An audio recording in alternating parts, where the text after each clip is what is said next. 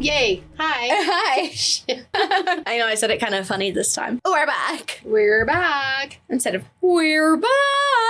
Or however I normally say it. I'm not sure. Okay, whatever you normally do. Normally? Normally. All right. You want to hear what I got for you on the disturbing front today? Because this disturbing fact is probably going to be a mildly long conversation. All right, let's do it. Okay. I'm scared. Okay, I'm talking to you today, which I'm going to give you some background, which is just what I was doing. I had a moment of like, I need to actually background on a little bit of this. Okay. So you know how like I search on stuff online, like just morbid shit? Yeah. Right, basically. I wouldn't be me if I didn't. Right. Yeah, so I stumbled across this company and they're called Harridan Vodka. Ooh. And Harridan is a noun. And on their website, I'm reading, this is all from their website. Okay. It says a bossy and or belligerent old woman is what that means, which I like. And then their story is just that they're from New York, right? Upstate New York, family owned, operated, the whole nine. Nice. Good shit. Like it. Yeah, me too. I like it a lot. Some of their values, they're feminist. They're inclusive. They care about collective well-being, which I really like about them. So what so far is disturbing? Oh, I'm getting there. Okay. Don't worry. Other than that it goes against the norms of society for today. But Oh, I'm getting there. Don't you worry. So they have these two lines of vodka, right? These two reserves, both of which are called the Paranormal Reserve. ooh, like it. So the official Paranormal Reserve is from last year, from 2023. So last year. So last year, I think it's from 2023. Crap. I think. Anyway, if it's not, I apologize. The other one is for sure from last year, which I'll get to that one in a minute. Okay. So the original Paranormal Reserve, it says it's a collection of 666 bottles. 666. Got it. And they were rested in the Occult Museum. You know what the Occult Museum is, right? Mm-hmm. At in Lorraine's museum. Yeah. And though the museum is closed to the public now, they like open it up for their reserve to be in there. So like just to take it in there and reserve it? Yeah. And you know, it's crazy because of all the shit in there. Like the skulls that they use in black magic rituals. Who's in there, Mom? Annabelle's in there. Yeah, so all of that's happening. And each bottle that you buy of this wine, this vodka, not wine, comes with gloves for handling and protection. And protection, Mom. Protection of the vodka. Protection from the vodka? I Or don't to know if protect the vodka? Probably or yes. Is it that high proof that it burns you? Maybe because it's the spirits. Right? No pun intended. An authenticity card, a bespoke wooden case, and part of this case, the lid of it, is a Ouija board. And it comes with a planchette. Isn't that crazy? It is. I don't like Ouija boards. Look at it. Oh, that's really fucking cool looking. Yeah. And then the second one is the hotel edition, which is the 2023 edition. For sure. Which is sold out.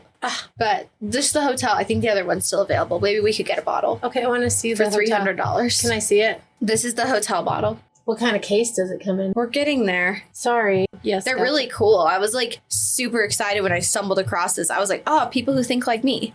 Nice. I like it. Me too. So it says that these were rested for 1 month in two of America's most haunted hotels. The Anderson Hotel in Lawrenceburg, Kentucky, and the Crescent Hotel in Eureka Springs, Arkansas. Okay. And neither of which have I heard of, so now we need to remember those. It says that they include, obviously, they're 88 proof vodkas. I didn't see that before. The first one was 44.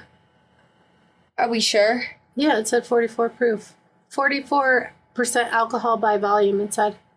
Oh, okay. I see that now. I didn't look at that before. This one's 88 proof. That's a lot. That's a lot of proofs. It's a lot of proofs.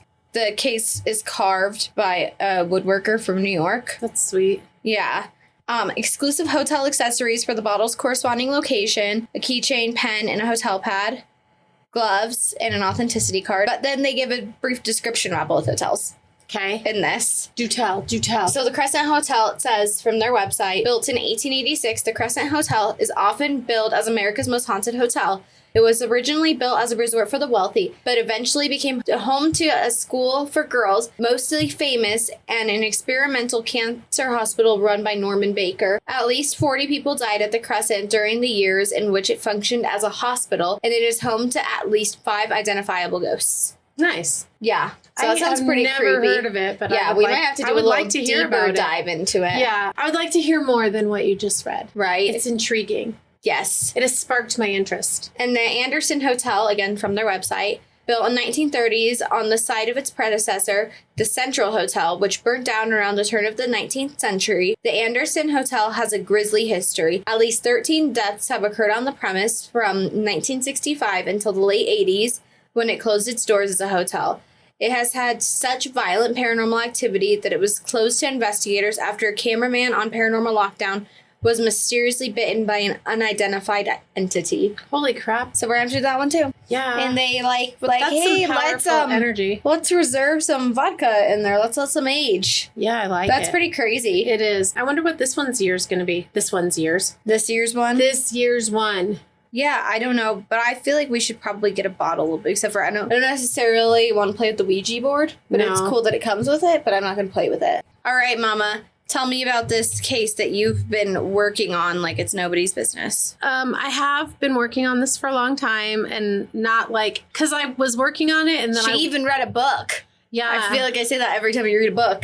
Oh my God, I read a book. But yeah, I started working on this a while back, and then like I pulled away from it because I was doing other things and I knew it was going to take me forever. And then when you pull back, then it really takes you forever. So here we are, part 1. And I'm hoping, I know it's going to be at least 2 parts, but I'm hoping that it's not going to be 3 parts. But I guess we'll see how that shakes out. Let's go. Okay. Betty Lou Beets is who this story is about. Okay, I have to who ask this you. is my case. I have to ask Can't you talk. because of the way I labeled this. Is it beats like the root or beats like Beets like the root. Okay, It's Beets. gotcha. So like my Or like root- Beats by Dre. no, still like the vegetable. Yeah. Yeah. The root. The root vegetable. Yes. Anyway, so she's they call her the Black Widow of Texas. And I mean, I guess, but you'll see.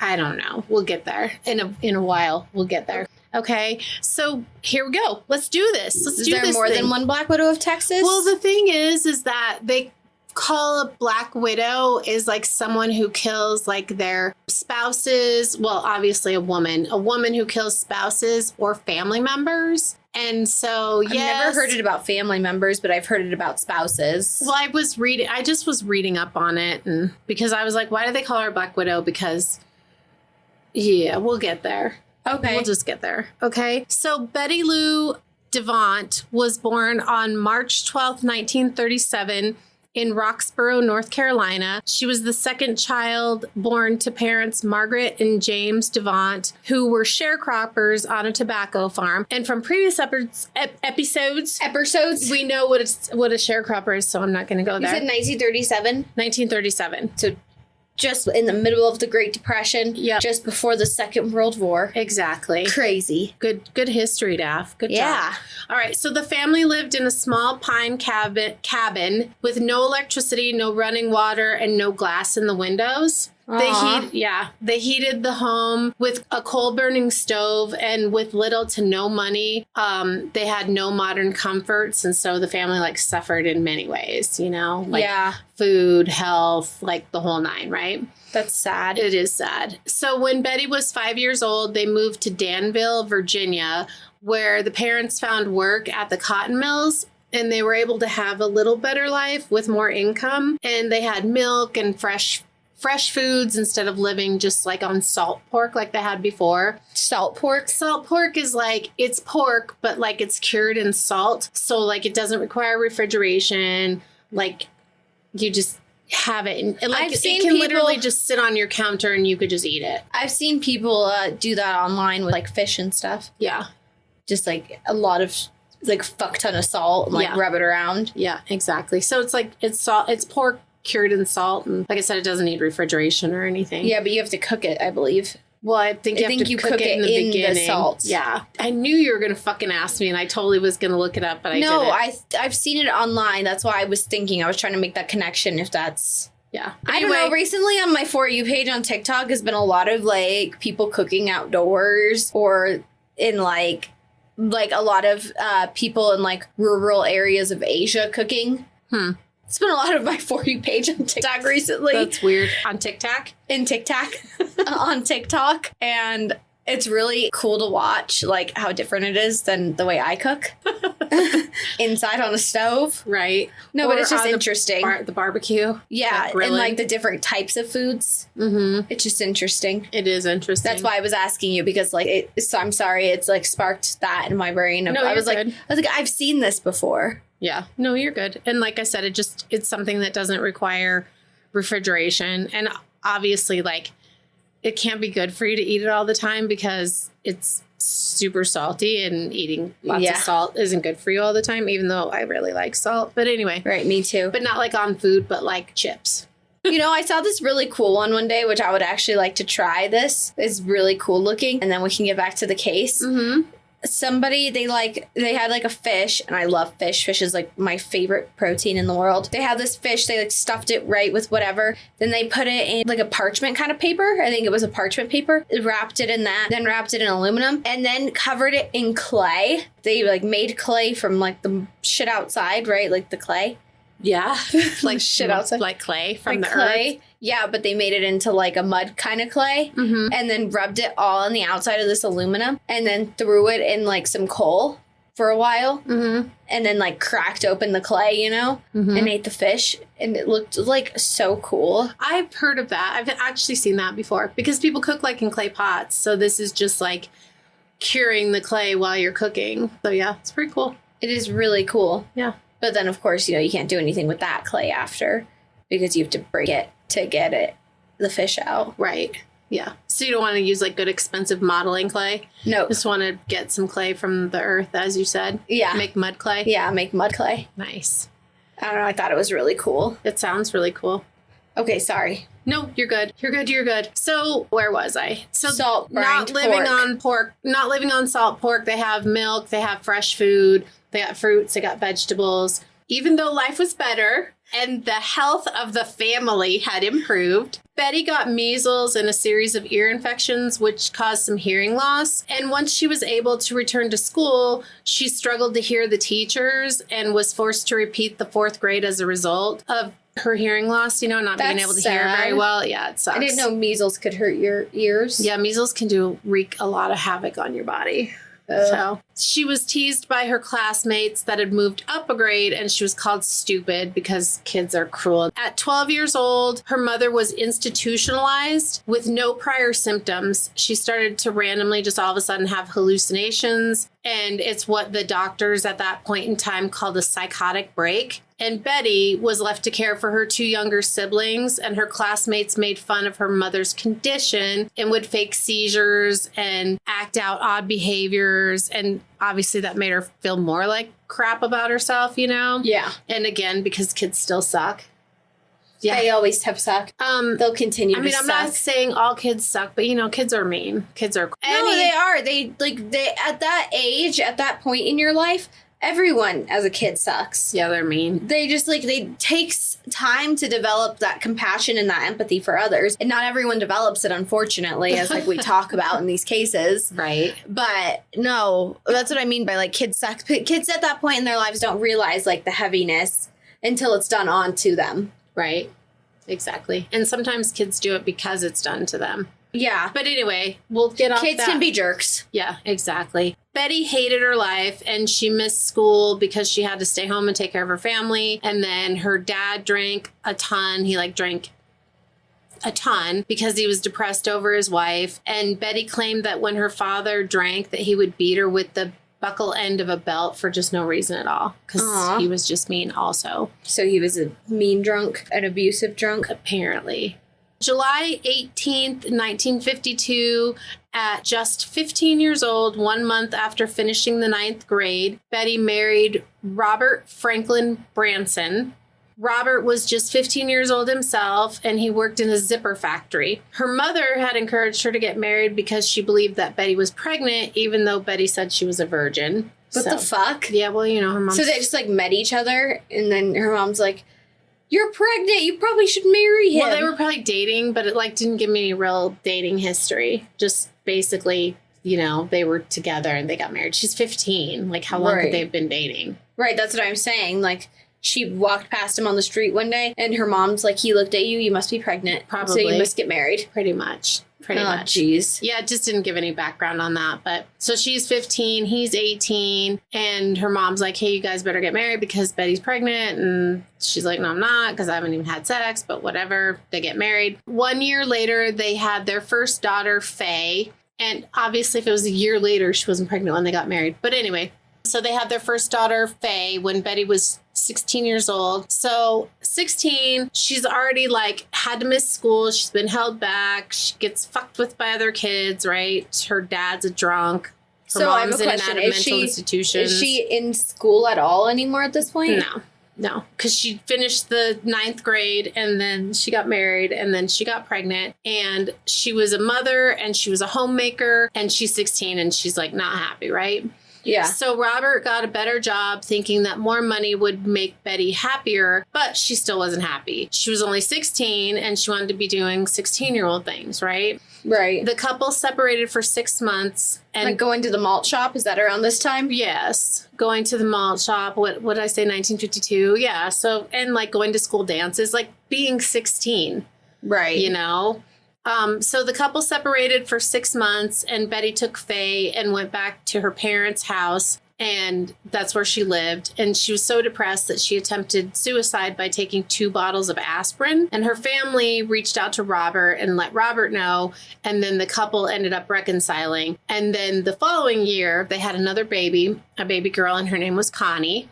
Robert found that he could make more money in construction in Texas. So the family who was living in Norfolk, Virginia at that time packed up and moved to Mesquite, Texas in 1955. So they've been married for 3 years. They got 2 kids, right? They're babies still? Yeah. The family, all of them are babies still. Literally. Yeah. No, that's what I'm saying. Like, the parents are babies still. Betty and... What's his name? I'm sorry. Robert.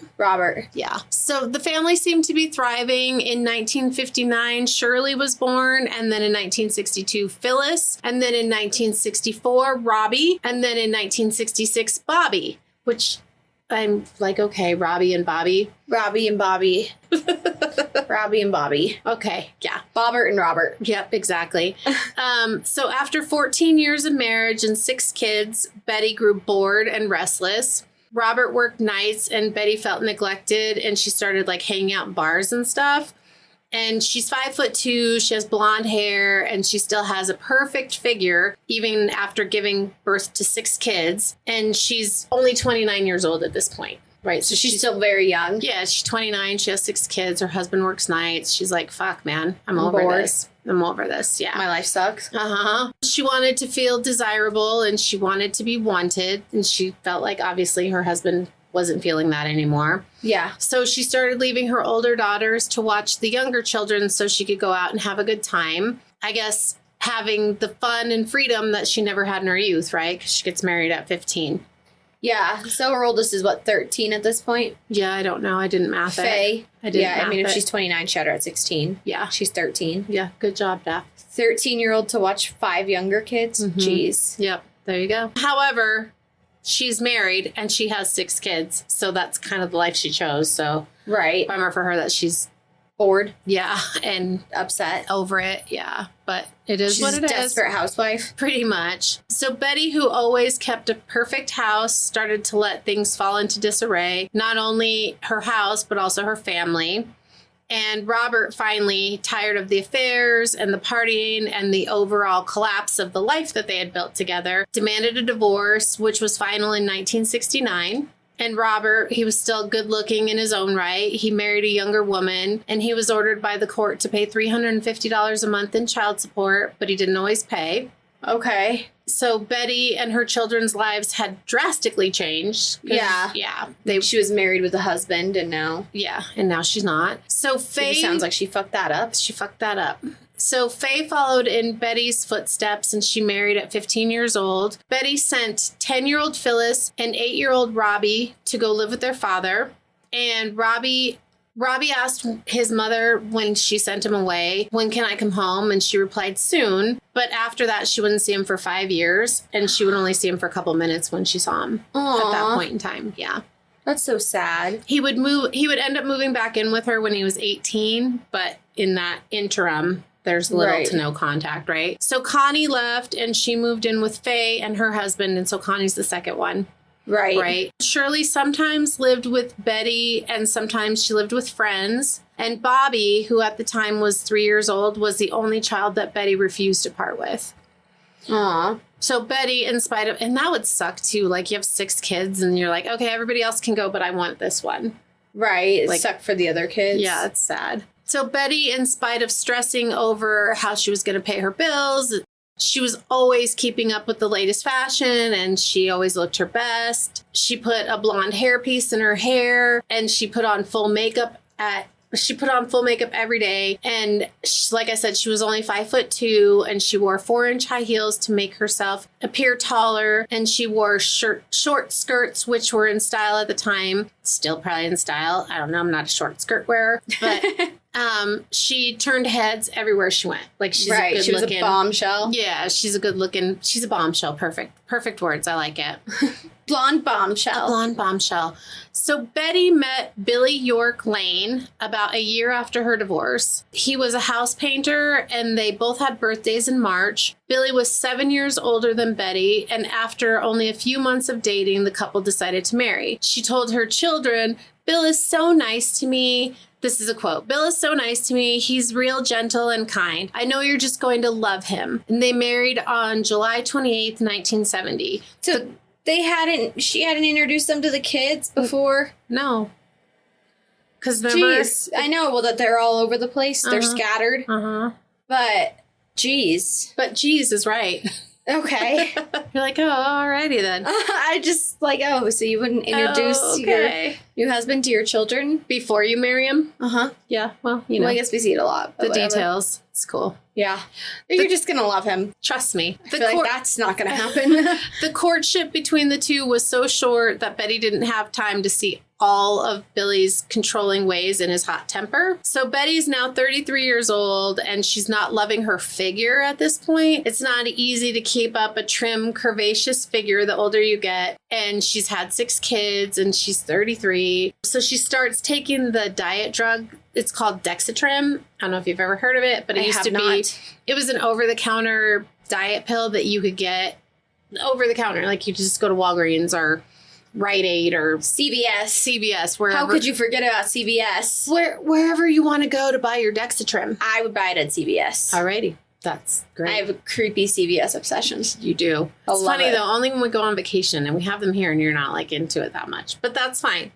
Anyway, so she started taking Dexatrim, which is a diet drug, and she continued to drink, which also will help you put on weight. It's not the best thing for weight loss. Right. But Betty was determined to lose weight quickly, and she took more of the drug than the recommended dose, which did not help her lose weight faster. It just made her irritable, restless, caused insomnia and headaches. Beside the side effects of the high dose of Dexatrim, cannot stalk today. Her kids say words aren't really working out for you today. No. As her kids would explain it later, it was like she became 2 different people. She would flip out over nothing and scream at the kids and use foul language, which she wasn't really known to use foul language. At the same time... So she was gentle before this. Yeah, or maybe not gentle, but just not like... She wasn't a cusser. I'm assuming that if you're having affairs, hanging out at bars, and being willing to give up your kids and only keep one of them, that you might not be the most gentle human being. My bad. I'm just going out on I was saying that. I was saying gentle because I feel like these women at this point, like, I mean, I'm sure, I'm trying to think of it, like, you see it in movies, right? Like this persona that you're describing. But, like, the woman who steps out, like, she is gentle at home. She just is shady behind everyone's back. Does that make sense? Yeah. Yeah, it makes sense.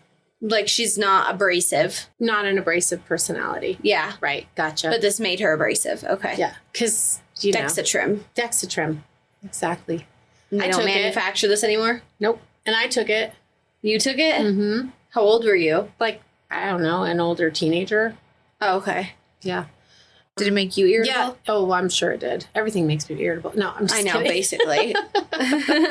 Yeah, I can't remember, but I don't know when it came off the market, but it had to be like in the 90s probably that it came off the market. They discovered it was no longer FDA approved. Right. It wasn't really actually good for you. Weird. Weird. Same with smoking. Weird. At the same time, just a few days after her wedding to Billy, he began slapping her around. And over the next few months, his abusive behavior got worse. And he began punching her and beating her. And this happened on a regular basis. Her kids said that they were horrified to see her covered in bruises all the time. And Billy, knowing how much Betty always liked to look her best, hit her in the face and enjoyed watching her try to cover her bruises with makeup, which, along with the swelling, were pretty much impossible to hide, right? So he's just this a guy total sounds like a douche canoe. dick. Yeah, he's a douche canoe. Yeah. He's a dick. He sounds like a fucking asshole. It Yeah. sounds like you may have fucked up with leaving Robert. You done fucked up. Or I guess Robert left her, but Well, yeah. nonetheless, you fucked up. Yeah. On October 28th, 1970, Betty took out her restraining... Becky who? Yes, someone totally different. But also Betty took out a restraining order on Billy, and then 2 months later she divorced him. But the couple still continued their love-hate relationship after the divorce and with the restraining order still in place. Nice. Right? So So Billy... would they just get together and sleep together, and then he'd hit her and she'd be like, I fucking hate you. Sounds like it, yeah. So Billy would watch her coming and going from work, sitting like a half a block from her house sitting in his car with his lights out, and she would just see him, you know? Yeah. And other times he would follow her around while she was driving. In May of 1971, Betty wound up in the emergency room with a broken nose, and she complained to the doctor that she didn't know what was wrong with her. But instead of telling Betty to leave Billy or calling the police and filing a police report regarding the abuse, which he could have done because she was there. He's abused, a doctor. yeah, and he could have called the cops. He just prescribed her antidepressants. Nice. Yeah, we'll fix you because it's not him, it's you. Well, that makes sense, I suppose, right? This is like the same era that, It's 1971. I was going to say, like, maybe it was a little predated this, but like the Sid and Nancy kind of era. The Nancy that they like put her on all those drugs. Just drugs. Instead of getting to the bottom of what was going on. Yeah. Or, like I said, we'll fix her. She's getting the shit kicked out of her. We'll fix her. Right. You It's know? a man's world. Yeah, exactly. A few months later, Betty was in the ER again after Billy punched her and opened a gash over her eye that required several stitches. Ow. In spite of all of this, they continue to hang out in the same clubs where they had first met, getting jealous when one or the other of them danced or talked to someone else, both of them acting vengeful and using other men and women to really just piss each other off, right? Fucking toxicity at its worst. Yeah, it's pretty... At its finest, I guess I should say. Toxicity at its finest. Either way, at its worst, at its best, however you want to shake it out. Yeah. They're just like hanging out in the same places. Like, you know, oh, I'm going to dance with this guy. Look at me. Look at me. Oh, I'm going to make out with this chick. Look at me. Look at me. Like just Trying to piss each other off. Yeah, pretty much. Or not pretty much, but yeah, that's what's happening. Yeah, they're trying to anger each other. Yes. And then all that ends up is her getting hit. Yeah. And Good that call. ends up with them sleeping together and then her getting beaten up. And Yeah. it's a Good call, Betty. It's a vicious cycle. And fuck you, Billy. On January 17th, 1972, Billy went up to Betty after she had danced with a man he had previously told her to stay away from, and he told her to go home or he'd kill her. And she left while driving, and while she's driving, she flags down a police officer and she tells him that her ex-husband is following her, and she gave a description of his car, and she told the officer that she was heading home, and the officer told her he'd keep an eye out for the car and keep an eye on her apartment as well. So about 1:45 in the morning, the Dallas County Sheriff received an emergency call from Betty's apartment. When deputies arrived, they found a man laying in a pool of his own blood and unconscious outside the back door of the apartment, and he had been shot. Deputies who were ready to arrest Betty when asked what happened, and Betty told them that it was her ex-husband, Billy Lane, and that he had flown into a jealous rage over her dancing with another man. And she told the officers how he had told her to leave the bar or he'd kill her. And they asked if he'd ever threatened her before, to which she just reported that, or responded that he had once with a gun. She's like neglected to mention the other times that she's like wound up in the emergency room and stuff, right? Just, right. Oh, this one time. And Betty said that she knew enough about Billy to take him seriously and go home when he threatened to kill her if he saw, because she saw her with this other man, right? So right. She's like, I know enough. I gotta freaking scoot out of here. I gotta get out of here because he's hurt me before. Right, he's crazy. He'll put me... He'll end me this time. Yeah, he will kill me. So when she got home, she said her daughter, Connie, told her that Billy had been calling over and over. And Betty told the officers that Billy called after she got home and she had answered the phone and he told her that he was coming over to kill her. So Betty went to her bedroom and grabbed a .22 pistol that she always kept loaded. And she laid the gun down on the bar by the door. So I'm guessing bar like a counter or whatever, right? Yeah. Wait, okay, so Connie's home at this point? Connie's home at this point. Her daughter, second oldest. Because Faye's the oldest. Yes. Okay. I'm sorry. I just had a thought for you. Which you might dive into this. But might be thinking ahead. I don't know. Let me just spit it out. Do it. How she flagged that cop and said, hey, I'm afraid he's going to get me. He's going to get me. It almost sounds a little premeditated to me. I'm getting there. I figured as much, but I just had to throw that out there. Yeah, you did. You did. You did have to throw that out there. I feel like everybody's brains are going to be turning as they're listening to it. Turning, twirling, spinning batons with flames. Yeah, I just had to say that because I caught on to it. Okay. Sometimes I don't always, and sometimes I go, oh, fuck. Hey, that's a light bulb moment. This is a time I had a light bulb. This is a one time? This is the one time I had a light bulb. The one and only time I've ever had a light bulb. No, you have lots of light bulbs. You're a Thanks. smart cookie. She laid the gun down on the bar by the door. So again, like I said, probably like a raised counter or whatever. About 10 minutes later, she heard knocking at the back door and she screamed for Connie to call the police while Billy yelled to open the door or I'll break it down. She let him in and he backed her into a corner and told her that he got crazy when he saw her dancing with other men or just with other men in general. And then Betty reached behind her and grabbed the gun. And she said he didn't act afraid. Maybe he thought I was bluffing, she said. He wouldn't back off, so I fired the gun at him. She couldn't remember how many times she fired, but she kept firing until she saw him stagger out the back door. Deputies then read Betty her rights and took her into custody. She waived her right to an attorney and gave an official statement that she'd shot Billy Lane. Officers questioned why, if he was coming at her, did he have 2 bullet holes in his back? Isn't that weird? Yeah, she had no answer for the question, so they charged her with assault with intention to commit murder with malice. Police questioned Connie, who told them that she'd been listening on the extension when Billy called, and he told Betty he was coming over to kill her, and her kids would be put into the juvenile system. And so, this Connie's listening. Connie's version of events. Right, because she's listening on the extension. And Connie then said that she called the operator and told the operator to call the police and bring him to the house. And then Betty told Connie to get out of the house as she yelled for Billy to leave. Then she heard some shots and she ran into the kitchen and she saw Billy on the ground by the porch. Right, she saw her stepdad down. Yes. Stepdad down, stepdad down.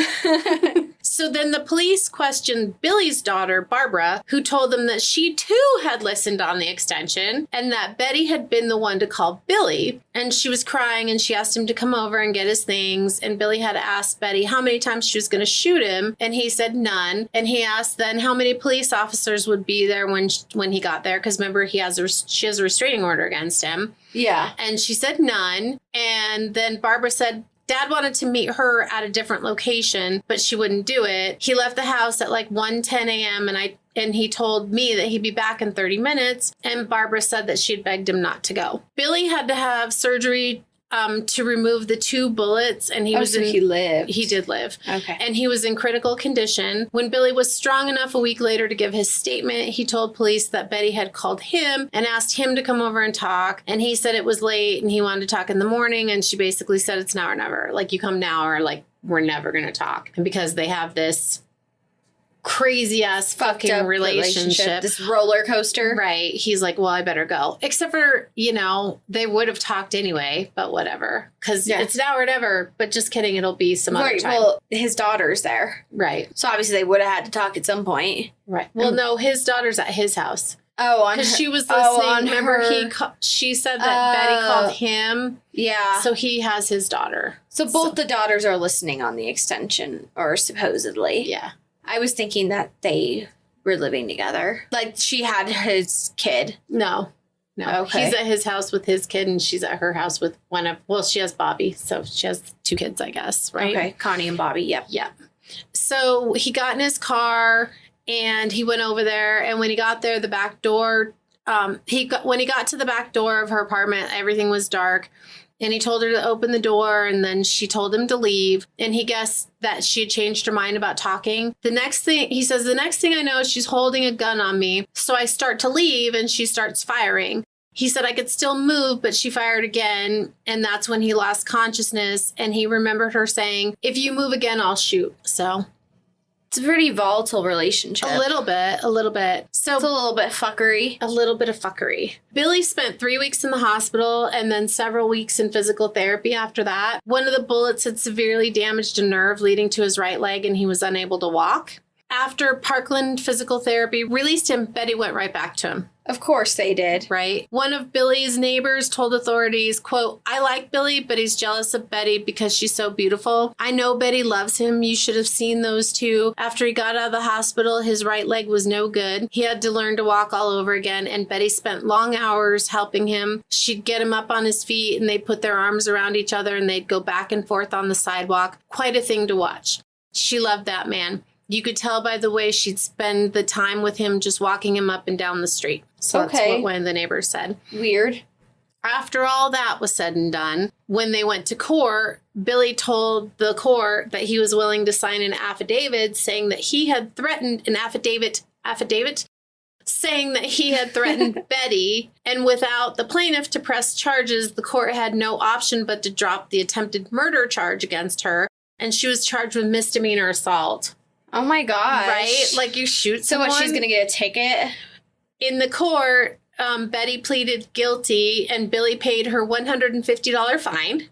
Jeez. And she was even able to convince the judge to give her gun back. I feel like... Did you hear the last part? Yeah, to give the gun back. I did hear that. And he paid the fine. Yeah. I feel like... No. This is what I was going to say. I feel like it's such, like, a fucking corrupt missed opportunity on the justice system. Like, every time shit like this happens, that she's in the hospital because he beat her up, fixed the woman, instead of, like, okay, now they're divorced, there's a restraining order, like, I realize, like, there's not going to be cops at everyone's every move, but at this point, like, they might have actually wanted to do some kind of a protection for Billy. Right. After, or even for Betty in the previous instances, because they're divorced, like, she's coming in there beat up. Right. But this is pre-O.J. Simpson, which after O.J. Simpson, all that shit changed. Like, yes and no. Well, okay. But, like, in the 70s, and I don't know about in Texas, but in the 70s, like, if, like, you beat each other up, nobody wants to press charges, okay, cool, go on about your business. But, like, after all the O.J. Simpson stuff happened, like, if someone was beat up by another person, like in a domestic violence situation, even if the person doesn't want to press charges against the other one, if there's signs of physical violence, the state can press charges. Right. So that has changed. No, I know. But that's what I'm saying, is that, like, they're divorced, right? It obviously happened for a reason. Like, who in their fucking right minds, after her going to the hospital, after him being shot, is letting them, like, continue to come back together? Right. Well, because they don't have any control over it, and they're fucking crazy. And obviously they got married after just a couple months of dating. Like, they don't know each other. Right. You know? And then they get divorced after only a couple months of marriage. Yeah. right? And then this crazy... Is that technically a divorce or an annulment? They got divorced. Okay. So, not an annulment, no. Gotcha. Got it. Gotcha. So then a month after that, right? So after they get out of court and he pays her fine and she gets her gun back and all that, Betty and Billy got married again. Of course they did. Right? I could just see it coming a mile away. That's you? why I said to you, who in their right minds is letting this happen? Right. And people speculated that Betty just promised to marry Billy again if he'd help her with a plea reduction. Oh my God. So there you go. Their second marriage lasted only a month. Shocker. And then Betty packed up Bobby and she moved to Little Rock, Arkansas.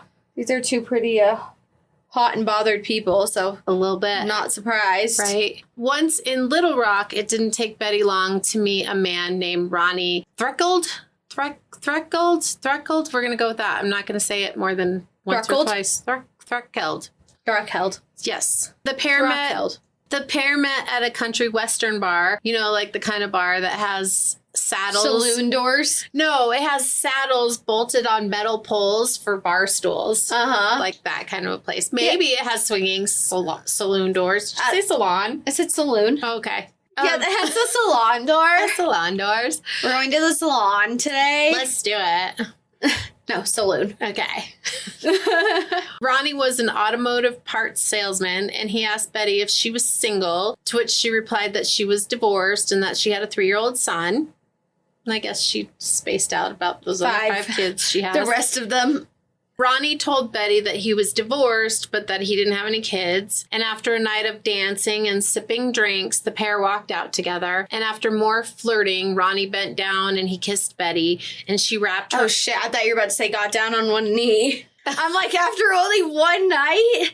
Like, she's like really, Amazing. not the word I was going to use. She's like really, what's the, like, decreasing in time. Like the giggling granny. Yeah, like 5 minutes later. Oh, shit, okay. Yes, fuck it, let's do it. We've known each other for the last, I'm pretty sure the hand was still on the one, but it's cool. It's whatever. So he bent down and he kissed her, and then she wrapped her arms around his neck and she kissed him again. And she asked Ronnie if he would like to come home with her. But she didn't want him to think that she was, quote, a fast woman. Oh, of course not. Right? So Ronnie accepted the offer, and after the very first night, he began living with Betty. What did I just say? Yep. Well, I wasn't going to be like, oh my God, just wait for it. But yeah, just wait for it. Yeah, just wait for it. So what did I just say? Was she friends with the giggling granny? I don't know. Did they know each other? Maybe. Maybe. I don't know. They're both in southern states. There you go. This was November of 1973, and Ronnie was 3 years younger than Betty. He was 33 and she was 36. Over the next 4 years, the couple would have good times and they would have bad times. They would have heated arguments, and Ronnie would get rough with Betty, and she would slash his tires. Nice. That's a tit for tat. Exactly, like all 4 of his tires. All 4 of them? All Wow. 4 of them. On one occasion, she even tried to hit him with a tire iron. Okay.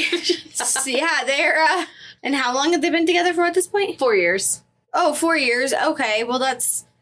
I don't know if that's better or worse, that, like, at least they're keeping up with the games, like, when Billy called it quits. Right. Billy's like, okay, I'm tapped. No, I gotta go. Well, no, she was tapped. She's like, I realize I've shot you, and cool, thanks for not saying that it was my fault that I tried to kill you, and you let me off and paid my fine and got me my gun back. And we got let's get married again. But peace. I'm out. Right? Right. We're actually out now. I'm actually gonna leave now. Wow. So yeah, they're together for 4 years, and like I said, the relationship's up and down, and it's more down than up. And Yeah, it's been another roller coaster for Betty. sounds like it, yes. Yeah. According to Ronnie, Betty was very contradictory, and she puzzled him.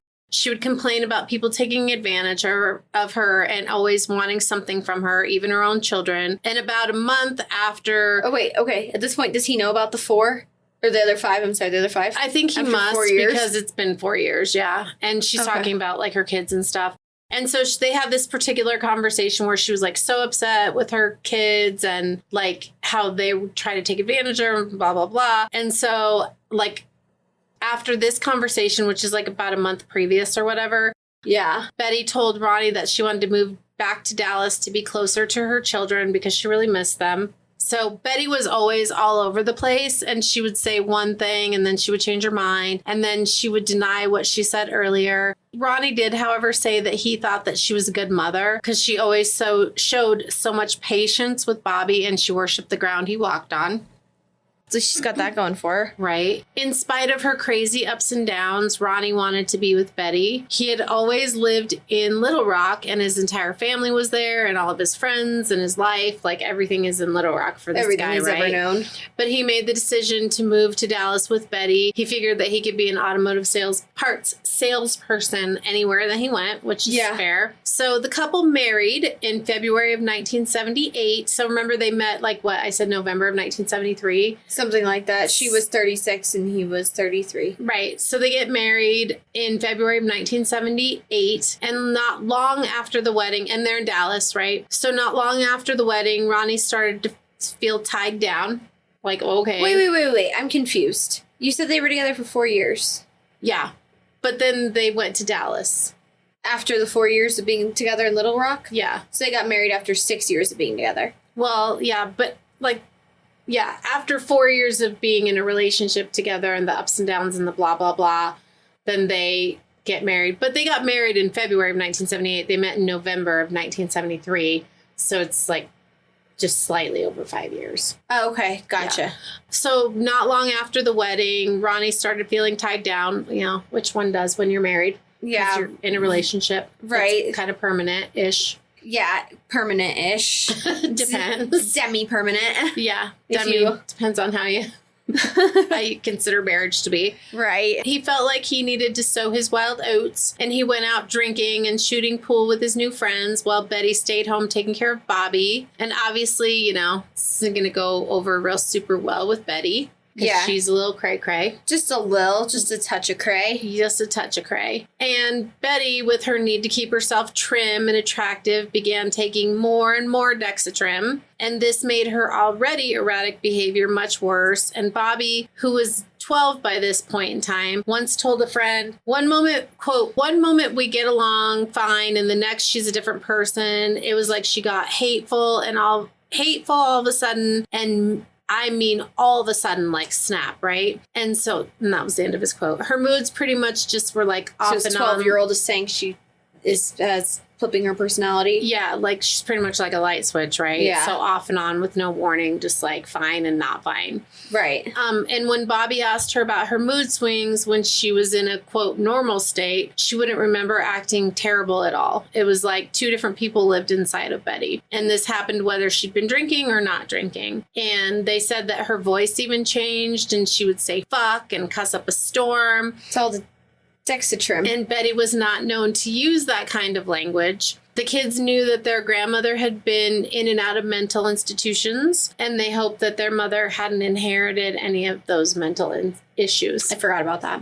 Moving to Dallas gave Ronnie a chance to see Betty with her girls, and he was surprised how easily annoyed she became with them. She was always complaining about them getting into trouble and coming to her for money to help them out. And she seemed to consider her girls competition. She became jealous when they were around Ronnie and even accused Ronnie of sleeping with them. What the fuck? Is Faye still married? Faye's still married. One night, as Ronnie sat at the kitchen table having a drink, one of the girls sauntered, quote, sauntered, into the kitchen wearing just a robe. Whether she was trying to tease Ronnie or just really piss Betty off, we don't really know. What the fuck? And it doesn't say which girl it was, but I kind of want to assume that it's Connie, but I could be wrong. She stood there making conversation while slowly untying the waist on her robe, and then the robe just dropped to the floor. And of course, right at that moment, Betty came in to see her daughter standing completely naked in front of her husband. Right, in front of her newish husband. Right. Newish, I say. Because they've been together for a while. They just got married. So Betty... They had a normal relationship-ish? Relationship-ish? Relationship-ish? Normal-ish? Normal-ish? Well, I say normal-ish because I feel like it's normal that, you get to know someone over time. Not normal that necessarily the next day after you meet, you're living together. But more normal in the fact that, you get married and then you're married for 2 months and then you get divorced and then some shit happens, but you keep seeing each other, and then you get back together only to get shot and then get back married and then divorced again, and then you leave. More normal than that. Maybe. I mean, what could be more normal than that, Daphne? Normal-ish. Normal-ish. What could be more normal than that? I just Daphne? don't really have any other description than normal. Hashtag goals. Hashtag normal goals. Hashtag normal is boring. Yeah. So let me guess. Billy's coming back. Well, there's no- normal's boring. There are no books written about normal people. That's true. That's true. Joe Schmo doesn't have his own book. Nope, he does not. Of course, right at that moment, Betty... Oh, I already said that she came in to see him, right? Standing completely naked. As one of the daughters, perhaps it's Connie, has her robe on the floor and she's butt-ass naked in front of her new husband. And she's like, oh, what are you doing like that, Connie? That's Ronnie. Connie, stop being weird in front of Ronnie. Ronnie, that's Connie. That's exactly how it went down. It's like you were there. I was there. I forgot to tell you. It was Connie. It was Connie. My bad. I didn't. It just is one of the daughters, but I'm guessing that you know for real. Allegedly. Betty screamed and said that she knew that something was going on between him and her girls, and Ronnie tried to defend himself, but Betty was going on, or she was going off, and she was going on, and she didn't even hear him, right? So, yeah. Her daughter grabbed the robe, covered herself, and ran out of the kitchen, which is probably a good move. Right. And Betty told Ronnie to get out. And the next day, Ronnie packed up his things. And while he was trying to figure out how to arrange everything in his car so it would fit, right? So he could just take everything all in one fell swoop and go. Wanted him to get shot like Billy? I don't know. Is that the tactic all along? I don't know. I think it sounds like they're all kind of messed up, is what it sounds like. Yeah.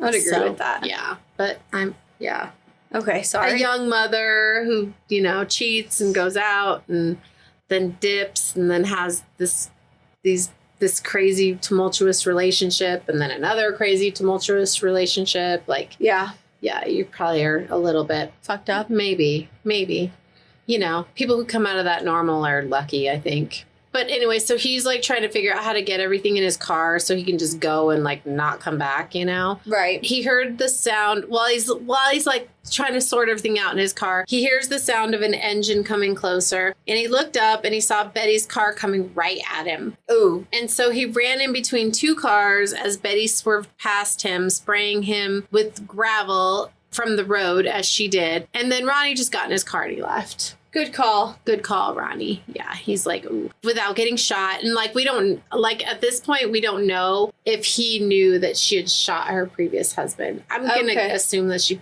probably didn't say that. Probably didn't come up in conversation. Right? Well, since she didn't even say that, like, she had 5 other kids for a while, I'm sure, like, she wasn't like, oh yeah, I have 6 kids and I shot my ex-husband twice. My twice ex-husband. Twice. I shot him twice married, twice. Yeah, we were twice married and I shot him twice. Just because that's casual conversation starter. Right. Casual topics. It's whatever. It's cool. In August of 1979, Betty, feeling good about herself again, went to Charlie's Angels Bar, and she watched a woman dance and strip on the stage, and she thought, I could do that. Oh, fuck. So now she's entering a new phase of her life as a stripper. Well, she grabbed her drink and she went an exotic dancer, if you will. Well, whatever. I don't really care. They make great money. Right. They can. They can also not. But Betty grabbed her drink and she went to find the manager. And the manager told her that she couldn't just show up and go to work, that she needed an audition. And so the manager asked her how old she was, and she said 32, which she could pass for, but at this point in time, she's 42. Right. But lucky Betty, she can pass for 32 at 42, which... Hey, you do like fucking 10, 12 years off of yourself a lot of the time, sometimes even 20, when people say, you're not really that old. Yeah, but I don't lie. No, you don't lie about it. You just don't volunteer the information. I don't. And then they say, oh, let me guess, I think you're... And then you go, nope, I'm... And then they go, really? So you got it going on too. Right. Thank you. So it's not just, right? So it's not just like, oh my God, how lucky. And then fuck. I don't know if I shared this moment on the podcast ever, But one day I went to a liquor store. I didn't get carded. I was of age, right? But I didn't get carded. And then our mailman came and he was like, I need to see your ID to sign for this package. Make sure you're over 18. I was like, I don't know if I should be really insulted and offended right now or if I should feel terribly blessed and grateful. Because I didn't get carded at the liquor store, but I just got carded trying to grab a package at my own house. Okay. All right. So I guess it pays to look young. It does pay to look young, except for when you are young and then you're like, I'm older. But then when you're older and people think you're young, you're like, yeah, totally. Yeah. Yeah. That's like all you and all your friends. They'd always be like, I'm older than you, Daphne. I'm older. And you'd be like, I hate she's older than me. And I'd be like, one day you're going to be happy she's older than you. One day she's not going to be like, oh my God, I'm older than you. And she's going to be like, I'm older than you. Right. Shout out to my Kennedy, who told me by the time she was driving, I'd be like 90. And she's driving now, and I'm not like 90. So I probably could pass to look about the same age as you. Yes. Don't disagree. Don't disagree at all. Kennedy. So anyway, so she's 42, says she's 32, looks hot apparently. So on Thursday, August 27th, 1979, Betty shows up at Charlie's Angels bar for her audition, and she went in a little bit early so she could learn from the professional dancers. An experienced stripper named Candy. Okay. Candy gave Betty some pointers. Candy told Betty to shave everywhere, and she'd be back to show her how to apply the pasties. And she chose the stage name Sexy Tiger, which was derived from her CB handle, which was Tiger. What's CB? Like a CB radio. Because she used to I didn't talk about this part, but she used to talk to truckers and she talked to. What's a CB radio? It's instead of cell phones. But is it like a walkie-talkie? Yes, it's a walkie-talkie-ish. But people had them in their cars. People, truck drivers used them, and cops used them and stuff. And so that's what that is. Communicate. Remember that movie, Rear View or whatever? No. With, what's his name? With the guy that got killed from the Fast and the Furious, Paul Walker.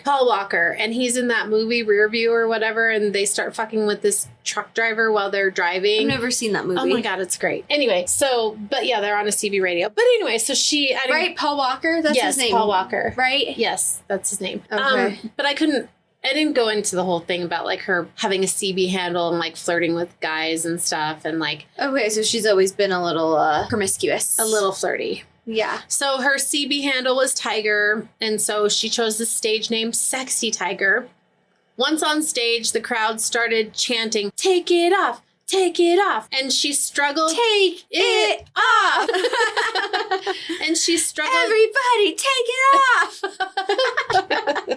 Not everybody, just Betty. She struggled to loosen the tie of the Woo! Sexy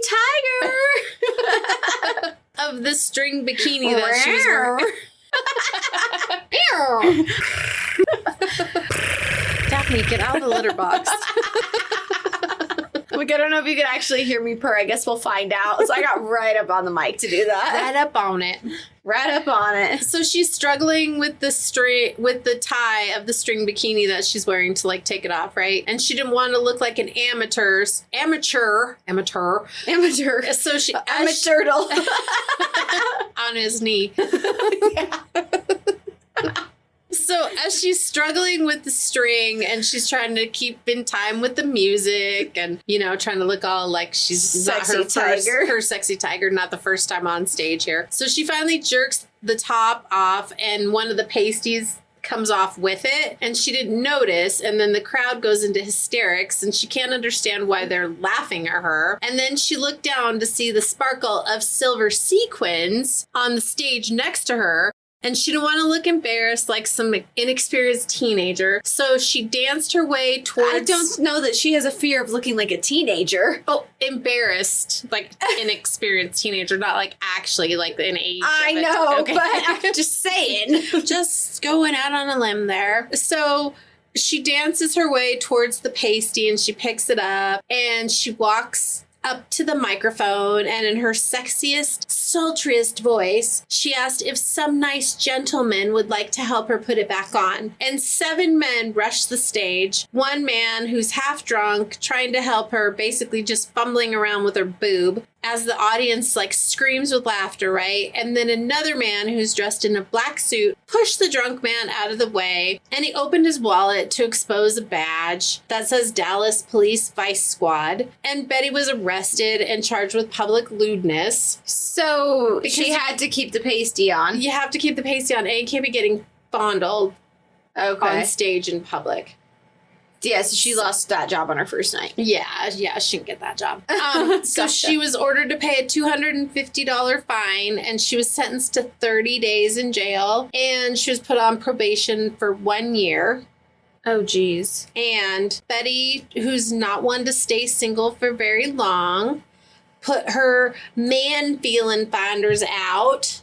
Yeah. And that's where we're going to leave it for today. Ooh, okay. So, because then it gets crazy. Yeah, shit's going to get real fucking crazy. I know. My mom's been talking about this one for like 4 months. That makes it sound so bad. Well, you have. Because it's not but then, 4 months of work, but some other shit in the interim. Yeah, no, because you just keep getting rabbit holed on this case. No, I really like it so far. Do you? Sexy Tiger! So, like I said, I'm trying to not make it 3 parts, but, like, this is, like, the build-up to real crazy. I mean, this is still pretty crazy. This is, like, the pre-crazy. It sounds like she had a hard life and then, like, a hard upbringing. And then, like, tried to make the most out of it with her marriage to Robert. And then was bored and unhappy and really fumbled that. And then just hasn't really been able to get it back since. Right. And I feel like she's super insecure. Yeah. And she just, like, needs to have a man. Like, she needs a man to make her feel validated. Like, she can't to make her feel whole. Yes. She can't just be Betty without being Betty and someone else. Yeah. So she's got to be Betty and Robert, Betty and Billy, Betty and Ronnie, and Betty and whoever were the in-betweens that are not mentioned because they're probably just insignificant to the story. They're just one-night standers. Fluff. Yeah. Fluff and filler. Yeah, well, I mean, obviously she had affairs, so there's way more. Yeah. She had affairs while she was married to Robert. Right. So, anyway, yeah. Yeah, I really like it. I do hope you like it because I feel like we're looking bored, but... No, my neck just really hurts. Okay. So, like I said, this is like appetizer to pre-crazy. This is the These are the hors d'oeuvres. Right. These are the crazy hors d'oeuvres for the... This is the Texas caviar before we get to the chuck roast. Right. Yeah. Because shit will get real. Before we get to the 5-star tin smoked barbecue food. Shit has already gotten real, but shit's going to get more real. This is the potato salad. Yes, this is the potato salad. I love potato salad. I hate that I just said that. Because guess who's not going to make me potato salad? Me. Yeah. Because you owe me my Hawaiian macaroni salad, which I was told that you were going to make on Thursday. Yeah, well, when's the last time I made that for you? A long time ago, this summer. September. When's the last time you made me potato salad? This summer. You did not make me potato salad this summer. You made me potato salad maybe summer of 2013. Okay, whatever. I'll make potato salad, but you have to make Hawaiian macaroni salad first. Happily. Oh, yay! Not that hard to make. Potato salad, that takes time and work. Potato salad's not that much effort either. It's just more cubing, cutting, more cutting and cubing. More cubing, cutting, cubing. Yeah. All right, well, we should probably wrap it up. You think? Yeah, probably. You can find us on Instagram at That's Disturbing Podcast. Maybe hashtag Sexy Tiger us for there. Meow.